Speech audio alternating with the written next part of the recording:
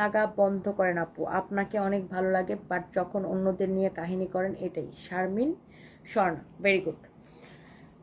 মানুষের পিছনে লাগার জন্য যে টাইমটা আপনি আপনি একটা রং কথা বলছেন আপু। মানুষের পিছনে লাগার জন্য যে টাইমটা দরকার সে সময়টা আমার নাই। আমি একা এই কোম্পানিটা ওন করি এবং আমি একা সব কাজ করে দেখবেন। আমি পার ডে 4টা লাইভ করি। ইভেন আমার কোম্পানির অ্যাকাউন্টস থেকে শুরু করে স্টাফ থেকে শুরু করে অনেক কিছু আমার খেয়াল রাখতে হয়।